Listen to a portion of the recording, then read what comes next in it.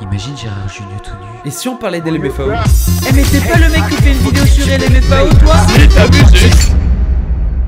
Quand j'étais petit, alors là je sais pas, de mes 12 ans, 11 ans, 10 ans, je suis tombé amoureux de ce groupe LMFAO. Yeah, it's me, bro. I'm Redfoo.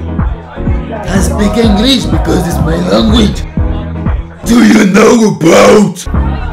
No, what the fuck, man? What is your name? T'as un problème. I'm very famous. I'm Redfoo, yeah. I'm sexy and I know it. And you, what is your name? Pour vous recontextualiser, le nom du groupe a été plus ou moins créé par la grand-mère. Donc ils avaient proposé un blaze, c'était... Ah non mais je lis mes documents parce que t'as vu tellement que j'étais fan, j'avais carrément fait un livre. Tout sur LMFAO. Et oh. T'as un vrai bouquin hein, avec plein de trucs dedans. Donc en gros le nom du groupe il voulait l'appeler Sexy Dude. Et donc Sky Blue, lui est là. Yo les amis, c'est Sky Blue. Demanda à sa grand-mère, est-ce que Sexy Dude c'est pas mal? Donc la grand-mère elle s'est clairement foutue de leur gueule en disant LMFAO. En gros ça veut dire Laughing my fucking ass off. Ce qui veut dire en français rire à s'en taper le cul par terre. Et du coup bah ils se sont dit bah... Tu sais quoi, on va partir sur LMFAO. Every day I see my dream. Every day I see my dream. Redfoo et Sky Blue sont demi-neveux et demi-oncles. Ils faisaient partie de la même famille. Et donc c'est pour ça qu'ils ont créé ce fameux groupe par la suite. Parce qu'ils avaient plus ou moins les mêmes délires. Comme tout rappeur, comme tout chanteur. Donc ils faisaient leur bail, chacun de leur côté, tu vois. Ils faisaient leur musique et tout. Et d'ailleurs je suis retombé sur la chaîne de Redfoo. Enfin sur une ancienne chaîne de Redfoo. Je suis tombé par hasard dessus. What's the LMFAO show? Hype. Drink all day, play all night. Yeah. Yeah. Hey. Ils ont fait un premier album qui s'appelle Party Rock. Donc à ce moment-là, je crois qu'ils étaient pas très connus. J'ai pas envie de vous dire de la merde parce que ça tournait autour de 2019. Donc c'était pas l'époque où ils avaient encore buzzé, tu vois. Et là, je viens de voir, il y a 12 ans, il avait fait plus ou moins son premier buzz avec Yes. Moi, je les connaissais pas, tu vois, encore à cette époque. Mais ils ont sorti un son que tout le monde a forcément entendu. Vous savez pas ça?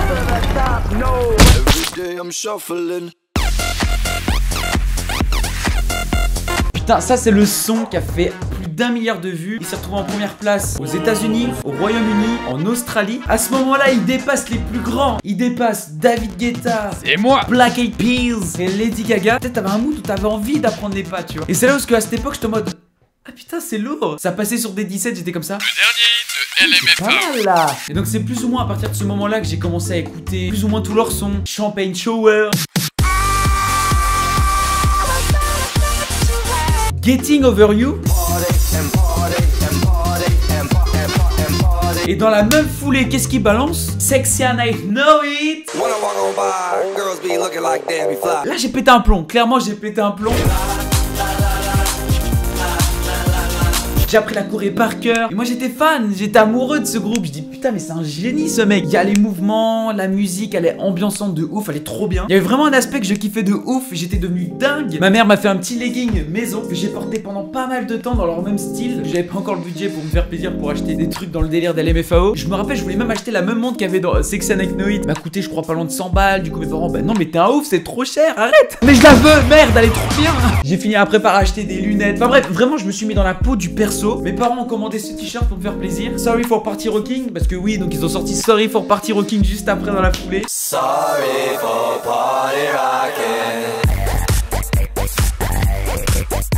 C'était clairement la période où j'étais hyper addict de ce groupe. Mais vraiment, tellement que j'étais fan. Ma première vidéo sur ma chaîne YouTube, pas sur cette chaîne actuelle mais sur une autre chaîne, j'avais fait un tuto pour comment construire la tête du robot d'LMFAO. Oui, bonjour pour tous les grands fans d'LMFAO.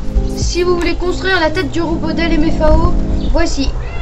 Salut. Que j'ai toujours d'ailleurs. Bon, un petit peu cassé en dessous. J'ai encore les LED et tout qui vont avec pour que ça s'allume dans la nuit, tu vois. Pour que ça fasse la vraie tête. Donc on trouve les lumières chez Decathlon, dans le coin rayon vélo. Le fameux casque de vélo à l'intérieur. Donc voici l'intérieur de la tête du robot. Donc un casque. J'étais vraiment fan. Voilà, c'était trop cool. Donc j'avais appris la choré par cœur. Et ce qui est trop bien, c'est que j'ai encore des images d'archives. Donc ça, c'était l'ancienne tête là à gauche. Et j'essayais de faire le shuffle. Sauf que là, je suis éclaté. Là, je sais pas faire le shuffle. Putain, en vrai, c'est hyper nostalgique parce que ça, c'est tellement des. Ah, ça date tellement, putain. Parce que oui, leur danse, ça s'appelait le shuffle. Les pas de danse et tout hyper stylé là. Et je voulais la faire, mais j'arrivais pas. Parce que je la trouvais trop stylée. Ils avaient tellement du charisme pour moi.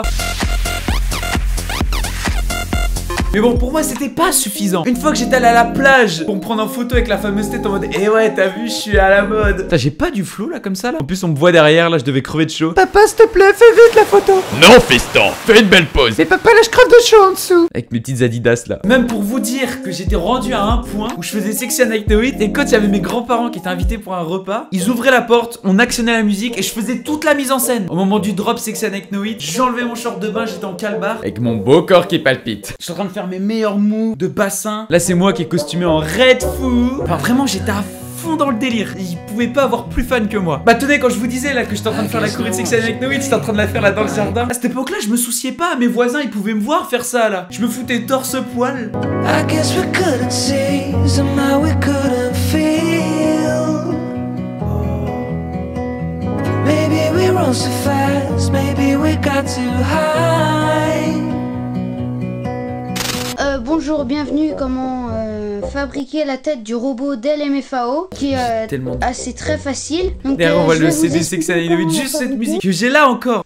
Quand on regarde la tête, on va dire que ici, Oh non, je me rappelle, j'avais ça dans ma chambre comme cadre. Personne n'a un mec en calbar comme ça. J'avais fait des cartes Pokémon LMFAO qui étaient sur un site. Ça me servait à rien, mais j'étais juste content. J'achète donc l'album Sorry for Party Rocky. Et après, j'avais vu qu'il y avait les deux, donc j'ai fini par prendre les deux. Je me rappelle, j'étais même allé avec cette tête de robot. Donc il y avait les lumières qui fonctionnaient à l'époque. Dans une boîte de nuit. Alors vous allez vous dire, mais Alexandre, t'avais 12 piges. J'étais allé dans une boîte de nuit, mais qu'est-ce que tu me racontes? En gros, j'étais allé, c'était avec le centre de loisirs. C'était une sorte de colonie de vacances où les parents pouvaient t'inscrire pour que pendant les vacances, au lieu que tu te fasses chier à la maison, bah tu sois occupé à faire des activités. Et donc j'étais allé en boîte de nuit. Et ouais, moi à 12 piges gros. J'étais déjà en boîte. Ma première conso, c'était du coca. Mais bon, c'était une boîte de nuit l'après-midi. Du coup, on était allé dans la boîte de nuit l'après-midi. C'était une après-midi où tu devais te costumer et tout. Et donc moi j'étais costumé tellement fier, habillé comme ça. Et donc on était en boîte de nuit et ça s'est passé un petit peu comme ça. Mais c'est pas le mec de LMFAO là-bas. Si, c'est moi les gars. Ouh. Mec, je suis trop fan de toi. Hey, arrêtez ça. Tape sur sa tête. Arrêtez.